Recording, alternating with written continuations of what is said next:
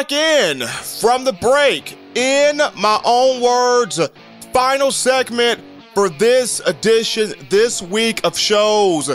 Stephen M. Smith, Touchdown Alabama Magazine. I wanted to dive into the Las Vegas odds in terms of the college football playoff, which team had the best chances of winning.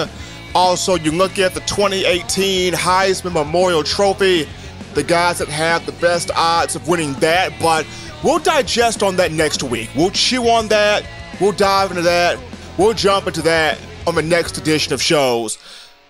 When there's a new topic that flies across my desk when it comes to Alabama football, when there's something different of conversation, then that becomes the marquee topic at the water cooler.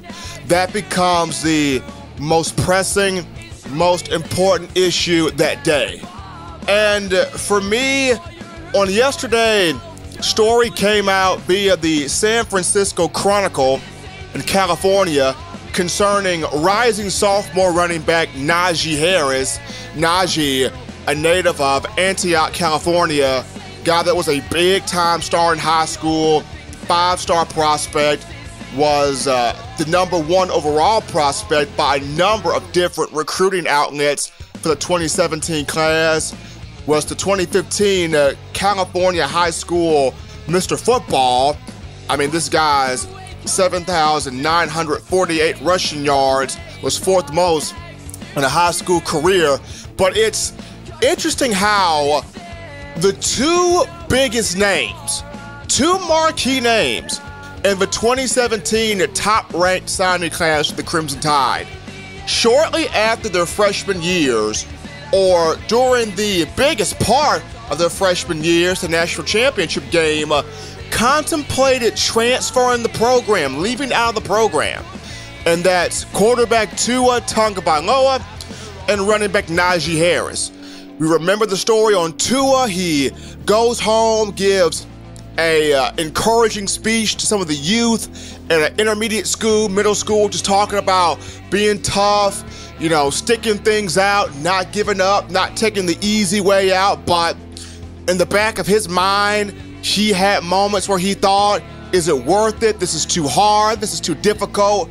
Should I have gone somewhere else and probably would have gotten things handed more so to me if I was to have gone to USC or Notre Dame or Oregon, somewhere on the West Coast.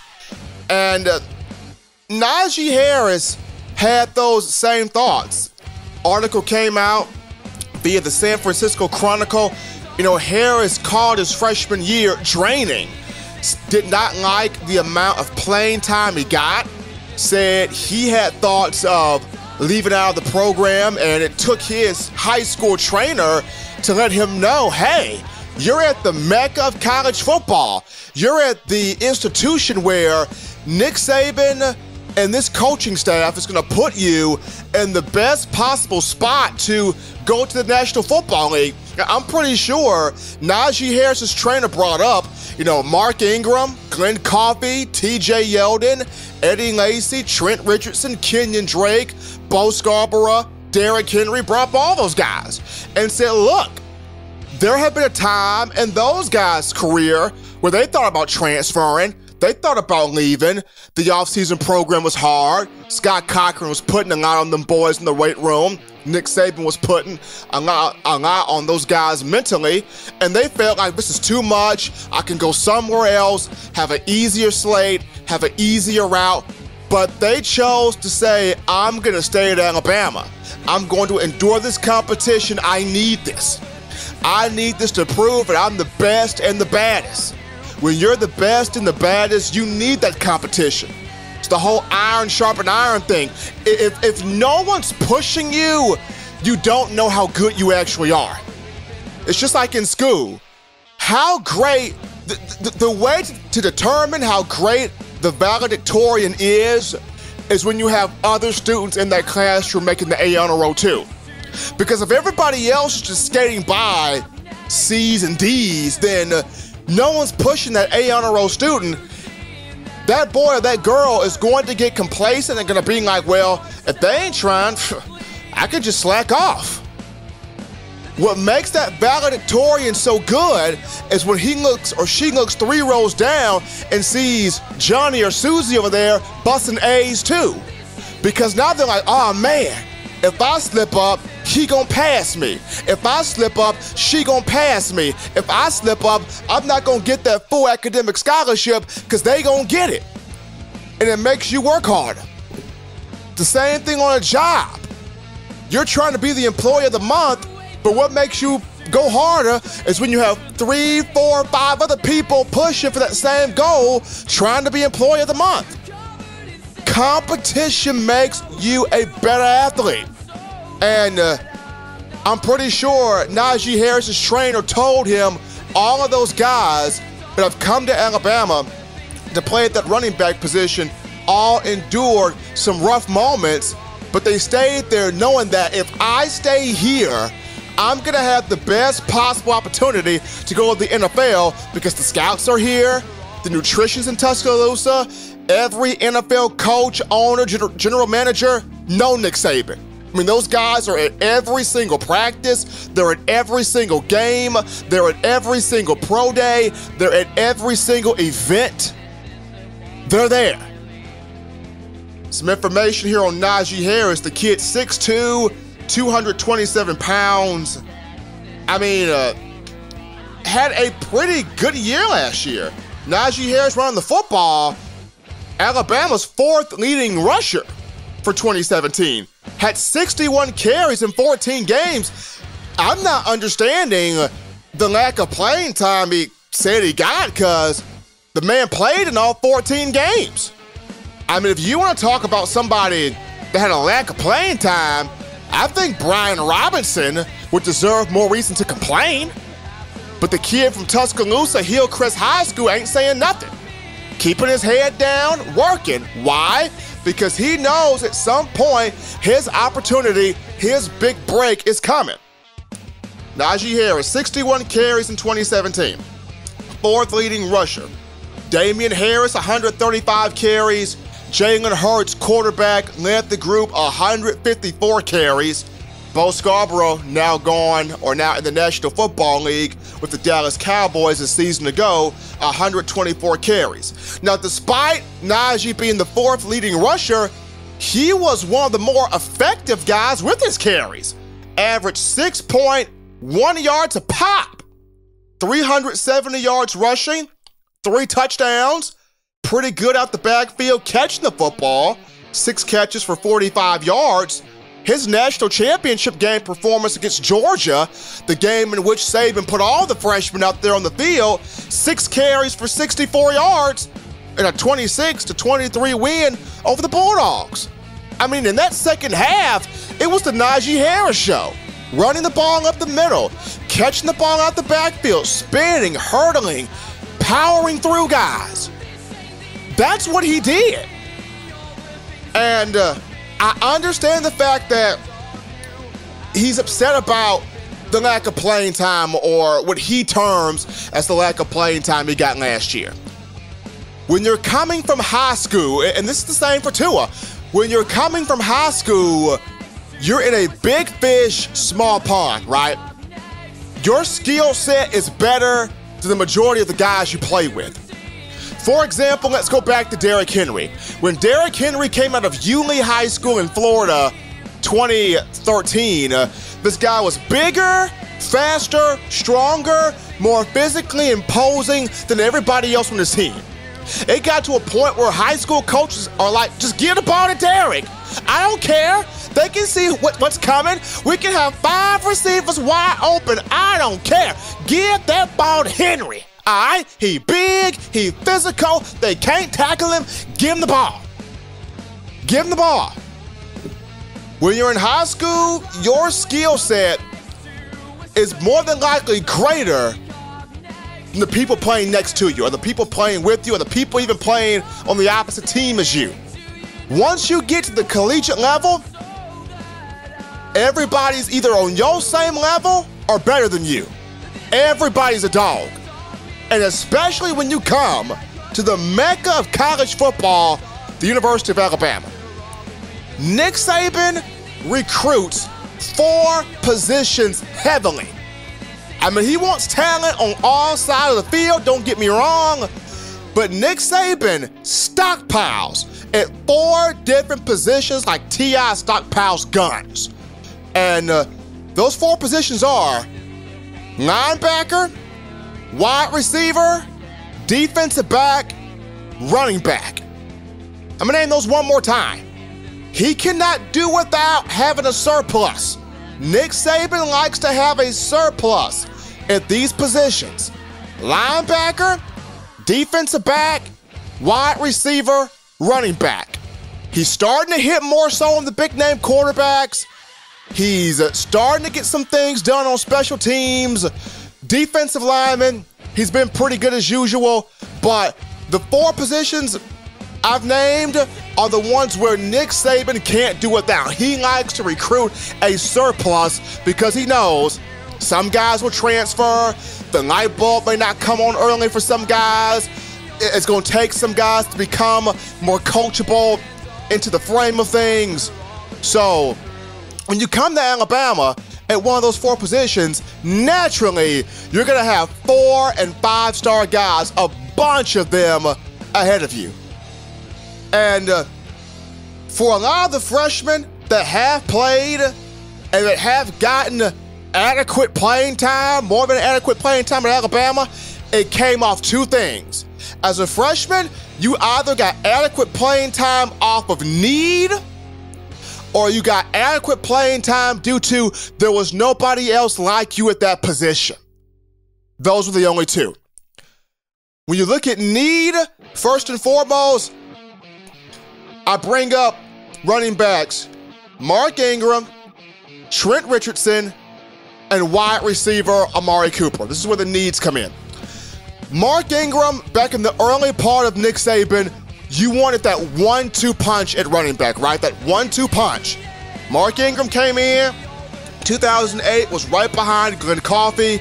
Ingram, 143 carries, 728 yards, 12 touchdowns, averaged over 5 yards a pop, 5.1 yards a carry. The reason why was you needed that 1-2 punch. You had Glenn Coffey, but then you needed that change of pace back, something that threw a little bit of a wrinkle in the mind of the defensive coordinator to make him go, well, they got Glenn Coffey, but who's that kid? How do I prepare for this Mark Ingram dude? You had to have that 1-2 punch. The same thing when you had Mark Ingram, Trent Richardson. Trent in 09, freshman, 144 carries, 749 yards, 8 touchdowns. Needed that 1-2 punch. People had started to get used to Mark Ingram. Now you throw in Trent, keeping that wrinkle, that level of confusion in a defensive coordinator's brain. How do I stop this guy? How do I combat this guy? What's the tendency of this guy? And then you look at Eddie Lacy, 2010. Now, Eddie Lacy, his freshman year, because he had Mark and Trent ahead of him, his freshman season kind of resembled Najee Harris's freshman season, if you want to get technical with it. I mean, Najee Harris, 61 carries this past year. Eddie Lacy in 2010, 56 carries. Najee Harris, 2017, 370 yards rushing. Eddie Lacy, 406 yards rushing. Very similar. Najee Harris last year, 3 touchdowns.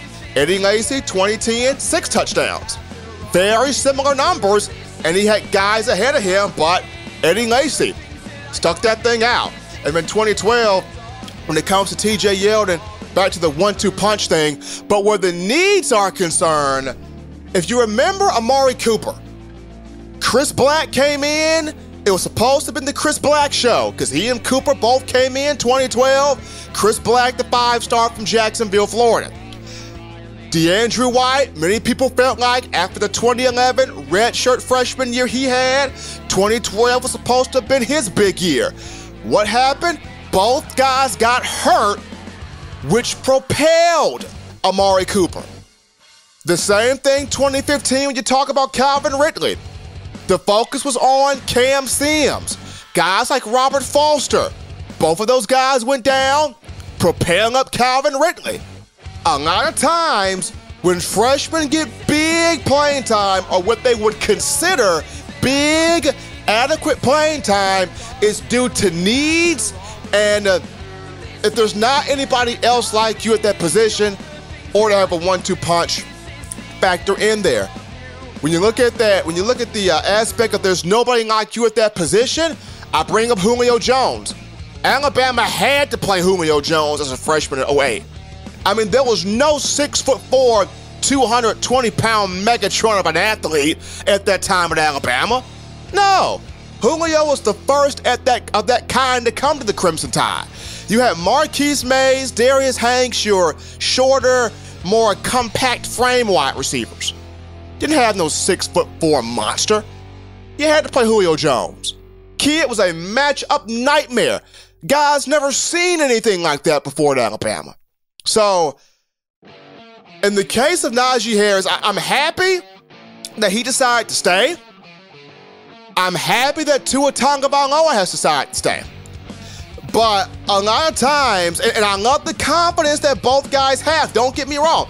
You're supposed to have that confidence when you step on the field, you the biggest, baddest man to walk that field. You're supposed to have that type of confidence. But when you come to Alabama, you should already know on the fine print, beneath the fine print, you're coming to a school where there are guys in front of you. And if you do not early on supplant the guy or beat the guys out in front of you, you can't afford to let yourself get down. Because at some point, your number's going to be called. At some point, you're going to have the opportunity. At some point, you're going to have a chance to make an impact.